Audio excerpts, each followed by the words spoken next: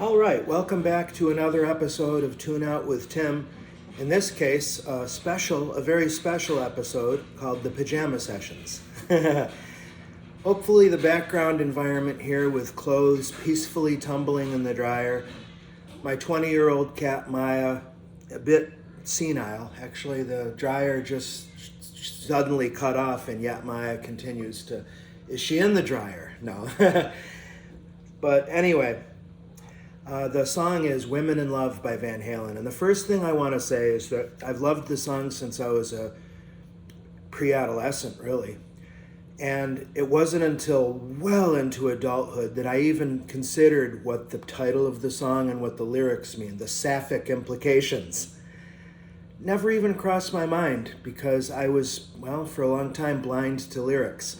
So it's funny, the lyrical aspect is funny, but I want to call out my favorite part of the song, and I don't know how to encapsulate it because the whole song is a masterpiece. And in the research I've done, Ed Van Halen wrote that when he was like 23 years old.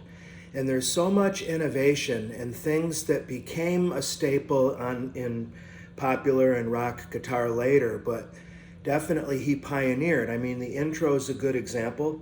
This guitar doesn't have the fretboard for me to do it, but he's going through the intro, which again, the cohesion of the song, it's just key of E, and it's all very simple, 4 chords or so.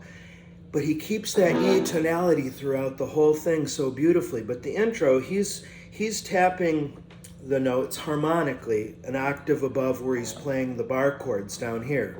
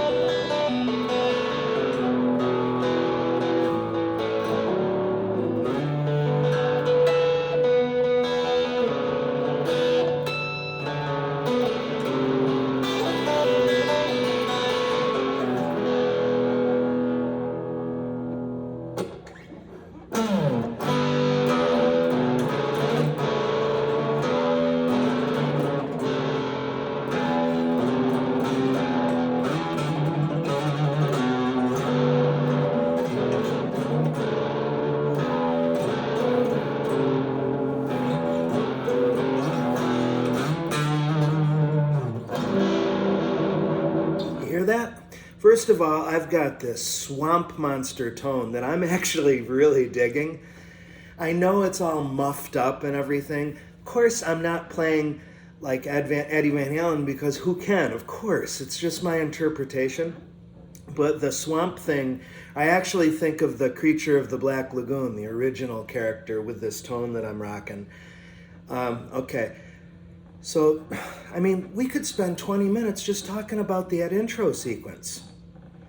Ed has outlined the melodic structure of the song already because the chorus involves that.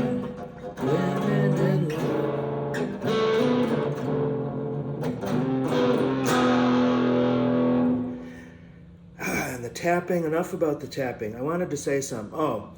Yeah, I've always been a sucker as a guitarist and as a music lover for the effect of drones. And he's doing that a lot after the first part. This E piece, these dissonant chords, and then check it.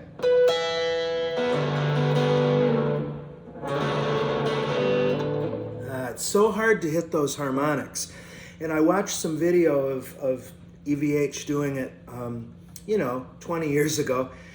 And he must have had some pretty big hands because when he was doing this section, I don't know how in the world he was able to stretch, but unless my eyes were deceiving me, he was grabbing those first harmonics with one hand. I don't know. I mean, it kind of makes my hand cramp up just thinking about it.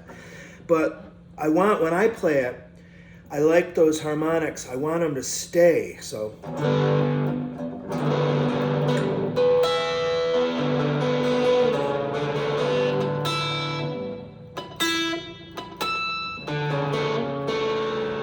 All that droning's not the correct word, maybe, but just the fact that each note enters the flow and kind of stays there.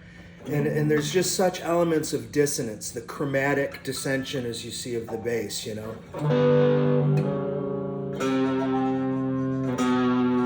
Wow, okay. Now the verse is another thing where it's evidently just straight 4/4 time, but you can't, I have a feeling that if I saw 99 people out of 100 play it, or if I saw 100 people play it, I wonder if 99 wouldn't get the feel exactly right. It's amazing the swing that those guys had, where, I mean, wait a minute. This doesn't sound right. You're breaking my heart, right?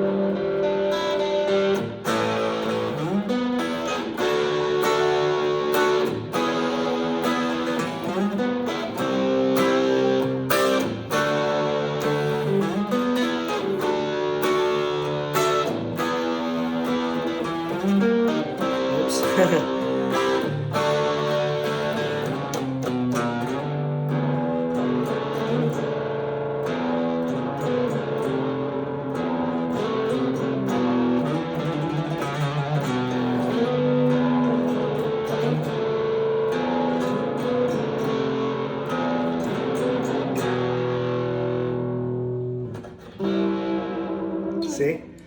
Oh, it's so good, so good. Again, it's just, my understanding of Eddie Van Halen has always been his approach to the instrument was so uniquely him, I wouldn't even bother to try to copy it, even when that was important to me. Now it no longer is. Now it's like I'm studying Rembrandt, or I'm studying Leonardo da Vinci, I'm understanding the basics of sketching human anatomy, let's say. That's how I approach studying EVH, and I'm convinced that will carry forward that trend into the centuries.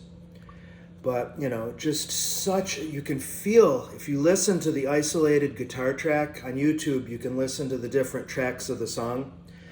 He just kind of, when you're counting, like 1, 2, 3, 4, 1, 2, 3, 4, 1, 2, 3, 4. That last one kind of hangs. That's, I think, a product of EVH and Alex, his brother, the drummer, being so psionically synchronized, so to speak. Coming out of the verse, the pre-chorus is absolutely off the chain. And Ed has used inversions throughout his whole career. Earlier tonight, I was listening to a tutorial on 5150, and Ed's using the C shape of chords. And here, that riff is all very major with inversions, like that's E major, and then he's doing D with an added 9. Adds such a nice little accent, and to E, that such, to me, sounds, it doesn't sound like it's so simple. That's something that I know a lot of other people who study EVH have said, that once you learn how to play it, it's not as well, at least in some cases, it's not as difficult as you might have thought originally. And you think, wow, how did he think of that? Just, it's 2 chords, it's D to E, it's such a cliche. But all my life, until I didn't learn to play it until really recently. So for the vast majority of my life, I had no real idea what in the world he's doing, you know. To E major. Again, that inversion, C major, and again he throws in the 9. And then when he does it live, he habitually, instead of doing the 5th fret bar, which I prefer, he plays it natural, which I can get because you get more open strings and you get more drone, as I've been calling it. As you can hear, listen to that, that's monstrous. Well,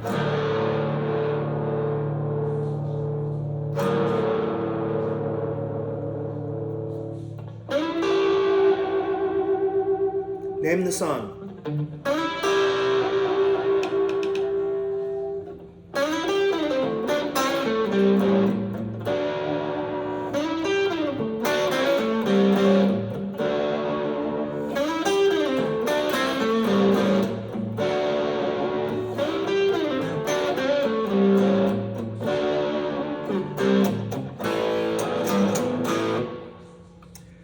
Have a Drink on Me, AC/DC. Now the last thing is the solo, which is, again, masterpiece. Before the solo, there's the chorus.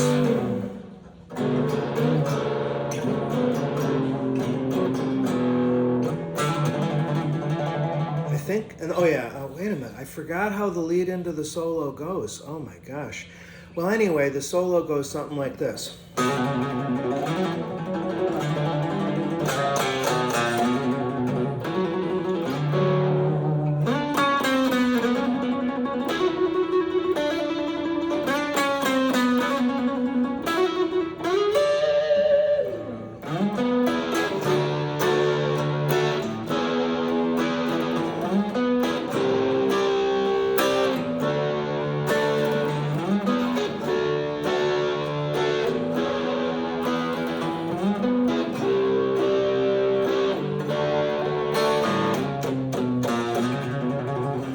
That's how you get into it.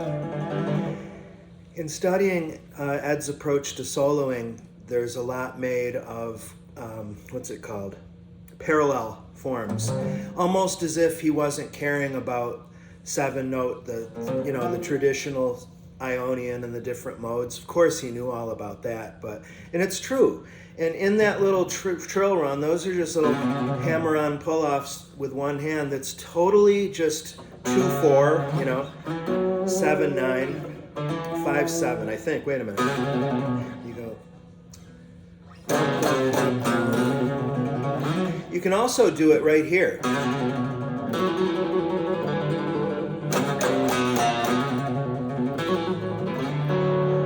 That little dyad, that's D. So, like any melodic guitar solo player, artist, they're echoing chords or walking through or hitting money notes on chords, outlining chords is what I'm trying to say. And he does that. And then he does the same thing an octave up. Again, it's a tasteful, really. In my opinion, Women in Love is an especially mature and tasteful guitar solo, especially given that EVH was, I almost want to call him a boy still at 22 and 23, but...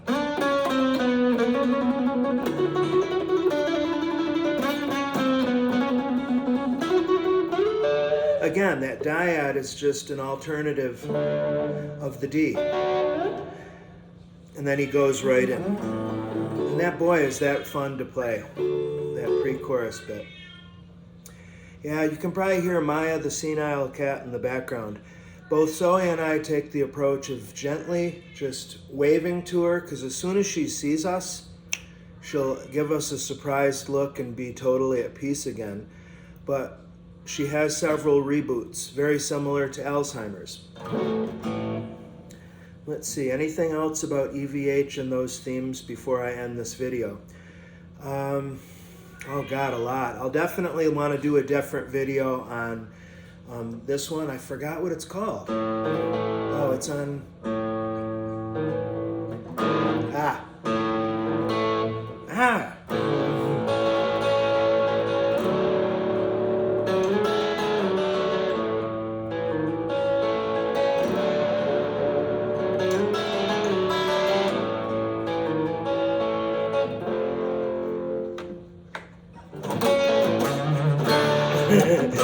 Whoops. Let me let the cat out of the bag on that one. My favorite part of Drop Dead Legs by Van Halen is that wild bending he does in that, what would that be? Pre-verse? I don't know, whatever that section is, Because he's dropped D. The whole song is a pun. She has drop dead legs, man. But there's also wait a minute, I was trying to think. I thought there were multiple ways to look. Oh, yeah. I believe, but I'm not entirely sure, it's also the title of the song is a play on that Ed uses drop D tuning. Drop D. I could imagine in my head, in my fantasy life, of the guys, of Ed bringing this idea up and saying, I use drop D, and I could imagine DLR, David Lee Roth, riffing on that off the top of his head. You know what I mean? That's my own idea anyway. But yeah, that wild riff. So he's using the drop D, but it still involves some really crazy, wild, but yet you have to be precise or it sounds like hot garbage, which is where I'm at with it right now. But yeah, I'll save that for another time. This has gone on long enough. Thank you. Bye.